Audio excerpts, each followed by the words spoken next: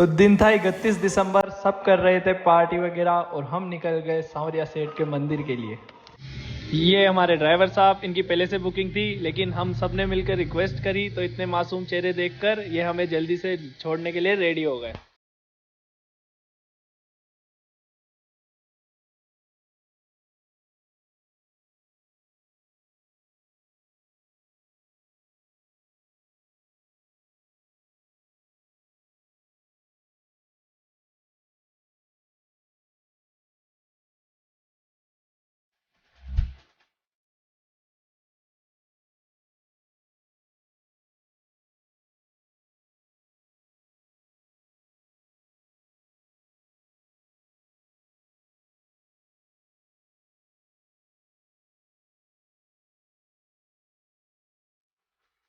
दस लोगों का टिकट कराकर हम पहुंच गए प्लेटफॉर्म पे और वेट करने लगे अपनी ट्रेन का।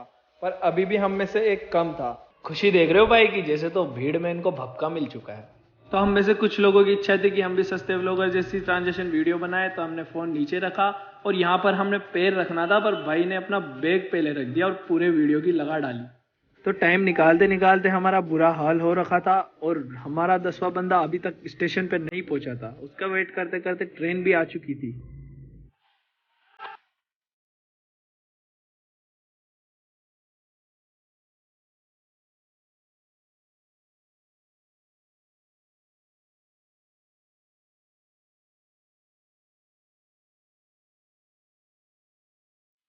बोलो सांवरिया सेठ की जय। बड़ी मशक्कत के बाद हम ट्रेन में घुस पाए और भीड़ इतनी ज़्यादा थी कि जिसको जहाँ जैसी जगह मिली वो वहाँ एडजस्ट हो गया। और ये अपने भाई लोग, इतने में ट्रेन की सीटी बच चुकी थी और हमारा फ्रेंड का भी कॉल आ चुका था, तो हम में से एक उसको लेने के लिए जल्दी से स्टेशन की ओर भागा। और इतने में ट्रेन स्टार्ट हो चुकी थी और हमारा 10वां खिलाड़ी भी मैदान की ओर तेजी से आ रहा था और ये पहुंच चुका है। और इनकी खुशी देख के आप इनकी एक्साइटमेंट का अंदाजा लगा सकते हो। तो ट्रेन में मिले हमको ये भाई और इनकी हमसे हो गई जान पहचान और इसकी कीमत इनको अपनी एक रोटी देकर चुकानी पड़ी। तो हर कोई ट्रेन में अपनी टाइम पास के लिए कुछ ना कुछ कर रहा था और हम भी स्पीकर ऑन करने का ट्राई कर रहे थे और फाइनली हमसे ऑन हो जाता है, तो सभी गानों के मज़े ले रहे थे। तो यहाँ पर हमें हमारे पास के ही शहर के कुछ दोस्त मिल जाते हैं जो कि हमारी कैटेगरी के निकलते हैं और हमारे साथ ही मस्ती करने लगते हैं।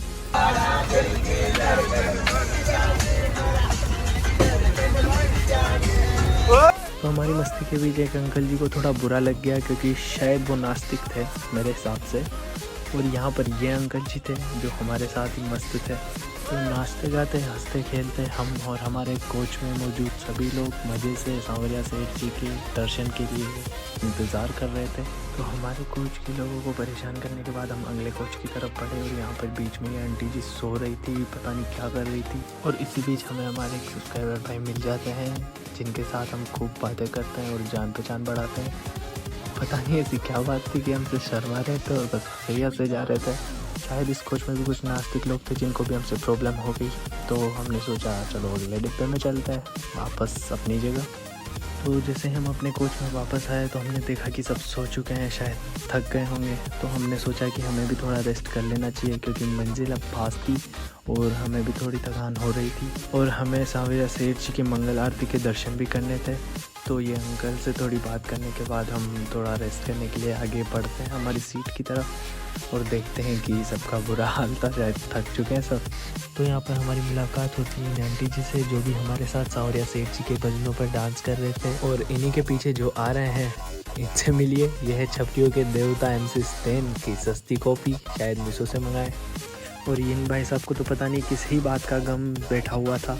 हमारा एक दोस्त इनसे कुछ बात करने का ट्राई करता है पर ना कोई ये जवाब देते हैं और ना कुछ बोलते हैं, बस चुपचाप गेट को देखते रहते हैं। गजनी पिक्चर के आमिर खान जैसे अपनी गर्दन को झटके मार रहे थे। और जैसे हमारी ट्रेन नेक्स्ट स्टॉप पर रुकी, इनके अंदर का बंदर बाहर निकला और ये ट्रेन में उछल कूद करने लगे। और इतने में हमारे कुछ साथियों ने ट्रेन के बाहर अपने देसी जुगाड़ से आग जलाई ताकि ठंड से थोड़ा बचा जा सके। तो हम भी इनके पास जाके आग सेकने लगे। ट्रेन इस स्टॉप पर थोड़ा ज़्यादा टाइम के लिए रुकी थी तो हम भी बाहर ही बैठ गए।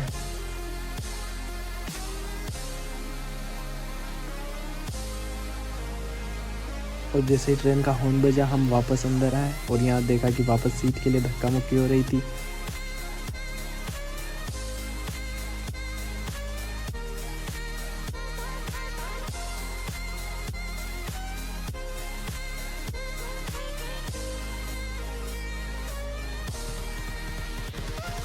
जैसे ही हम ट्रेन से उतरे तो हमने देखा कि पूरा स्टेशन सांवरिया सेठ के यात्रियों से भरा पड़ा था। तो फिर हम भीड़ के साथ ही स्टेशन से बाहर की ओर निकल पड़े।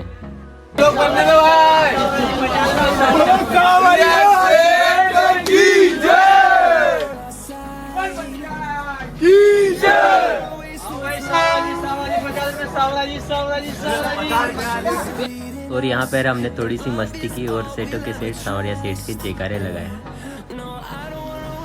तो आप देख सकते हो कि सभी के चेहरों पर सांवरिया सेठ के दर्शन का एक अलग से एक्साइटमेंट था। फिर हम भीड़ को धक्के दे करके जैसे तैसे एग्जिट पर पहुंचे।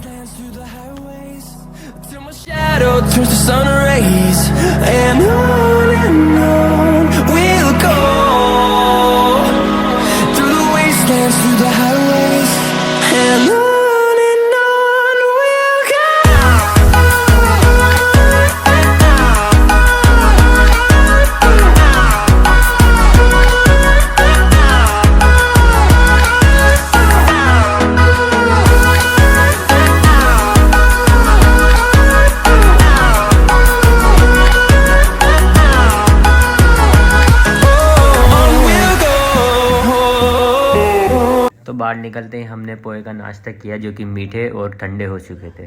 फिर हमने उसके बाद गर्म चाय की चुस्की ली जो कि इतनी अच्छी थी कि पोहे से जो मूड ख़राब हुआ था वो सारा का सारा रिकवर हो गया। चाय पीने के बाद हमने भैया से चाय की रेसिपी मांगी पर उन्होंने अपना टॉप सीक्रेट ही रहने दिया। तो आप सोच रहे होंगे कि हम बस के ऊपर इतनी ठंड में क्या कर रहे हैं, तो रीज़न आपके सामने है। बसों में इतनी भीड़ थी कि लोग बैठ तो क्या खड़े भी नहीं हो पा रहे थे। तो बसों में चढ़ने के लिए लोग टिकट से ज़्यादा डबल पैसा देने को तैयार थे।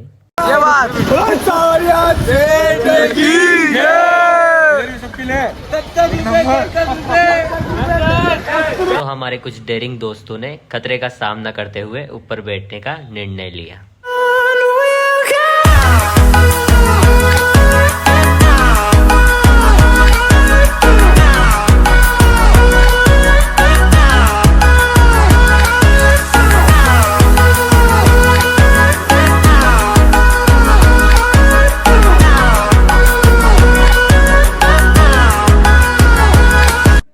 तो हमारा हाल देख के आप ठंड का अंदाज़ा लगा सकते हो कि कितनी थी। हम सभी पैक हो चुके थे पर फिर भी ठंड लगे जा रही थी। और इस भाई को आप देख सकते हो कि ये तो सो ही गया था। तो फाइनली हमसे ठंड का सामना नहीं हुआ और हमारे डेयरिंग दोस्तों ने अपने कदम पीछे हटाए और कंडक्टर साहब से रिक्वेस्ट की कि हमें अंदर बस में ले लें। तो भाई हमारा एक बंदा अंकल को अपनी चिकनी चुपड़ी बातों में फंसा के उनकी गोद में बैठ जाता है। और भाई जैसे हमारे बंदे को पता चला कि हम उसकी छुप के वीडियो बना रहे हैं तो उसने इमरान हाशमी बनने का प्रयास कर दिया। और भाई पहुंचने के बाद सबसे बड़ी मुश्किल हमारे सामने ये आई कि हमें भीड़ के कारण रूम्स ही नहीं मिले। तो बड़ी मुश्किलों के बाद हमें बैठने के लिए एक जगह मिल पाई। रूम तो उसको बोलेंगे नहीं क्योंकि हम वहाँ पर बस बैठे, नहाए और वहाँ से निकल गए। तो टाइम हो रहा था 4:30 और सांवरिया सेठ के मंगल आरती के दर्शन के लिए हम लोग निकल चुके थे मंदिर की ओर। और आसपास बहुत ज़्यादा भीड़ थी और कोहरा आप देख ही सकते हो।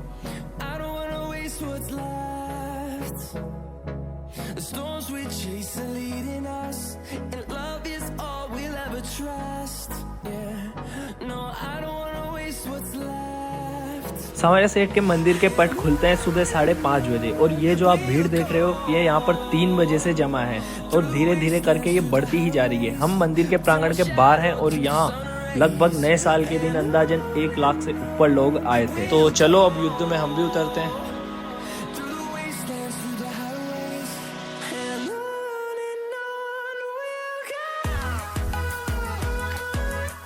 तो बहुत ज़्यादा धक्का मुक्की करने के बाद हम 12 बंदों में से मात्र 4 ही अंदर आ पाए, बाकी के बाहर रह गए। और अभी सुबह के 5 बज रहे थे।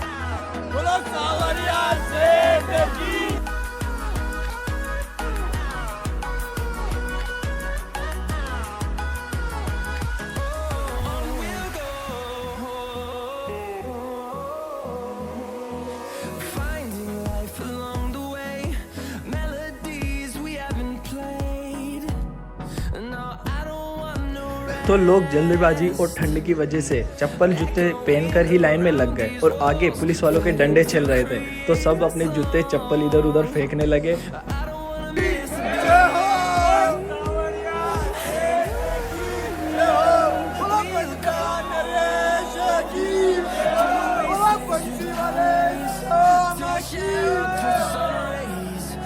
तो मेन मंदिर सांवरिया सेठ का सामने रहा, पर कोहरे की वजह से कुछ भी नहीं दिख पा रहा है और भीड़ आप देख सकते हो।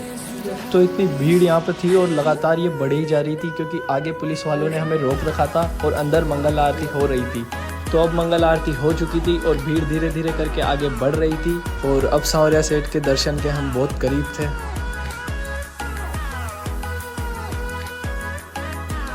तो आप देख सकते हो भगवान के मात्र एक दर्शन के लिए पब्लिक इतनी उत्साहित थी। भगवान की एक झलक के साथ उन्हें अपने नए साल की शुरुआत करनी थी। मंदिर के अंदर आप देख सकते हो स्तंभों और छत पर जो पेंट है इसके अंदर गोल्ड मिला हुआ है और इसे देख के आप समझ सकते हो कि क्यों सांवरिया सेठ को सेठों के सेठ कहा जाता है।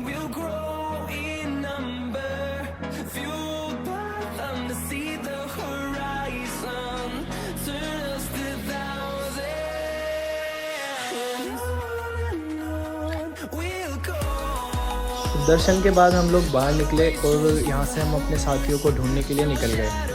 तो भगवान के दर्शन करने के बाद और थोड़ा आराम करने के बाद हम होटल से चेकआउट करके बाहर निकले। तो यहाँ पर हमने नुक्ती उर्फ दाना और बूंदी का प्रसाद लिया।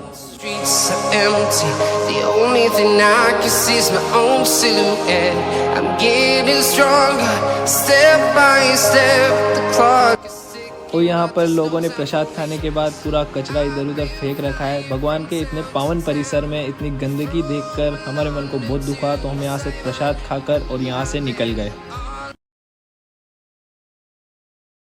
और इसके बाद हमने थोड़ी फ़ोटोज़ वगैरह ली और आगे की तरफ बढ़े। तो मंदिर से बाहर निकलते टाइम हमें गाने की आवाज़ आई और हम खुद को रोक नहीं पाए और भागकर इधर आए। यहाँ हमने देखा कि चल रहे थे सांवरिया सेठ के भजन, तो खुद को रोक नहीं पाए और नाचने लगे।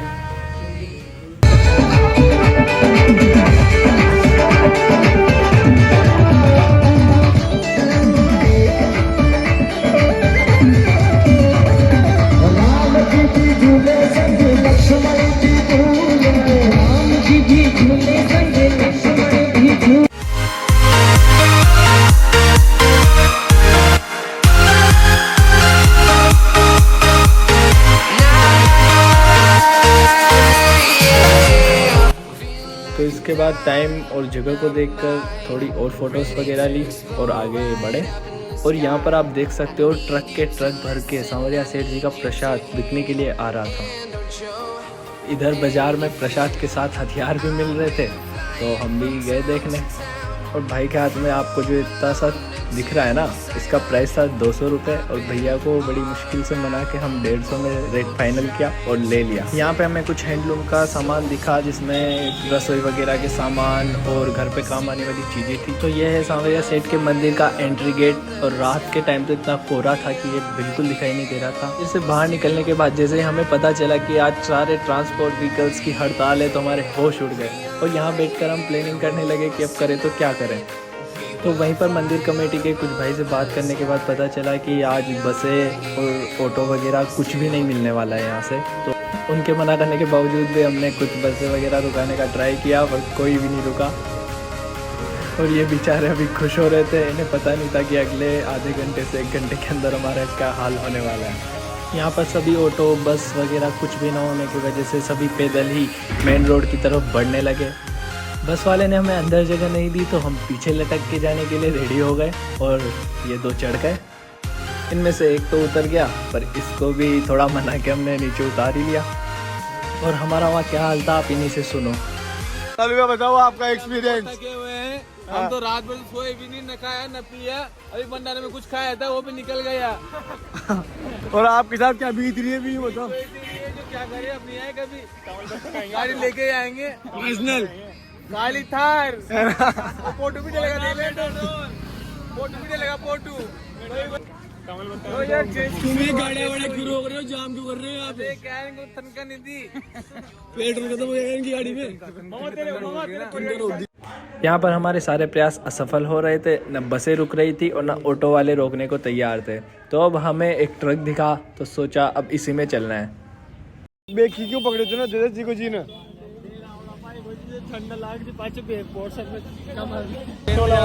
खड़ा रह के क्या कर रहे हैं, आ तो के जाना तो पड़ेगा ही घर पे, कैसे जाए पगा पगा। बड़ी मुश्किल से एक ऑटो मिला, पर ये भी अंदर बाहर पूरा भरा हुआ था। तो भैया ने बोला कि लटक जाओ।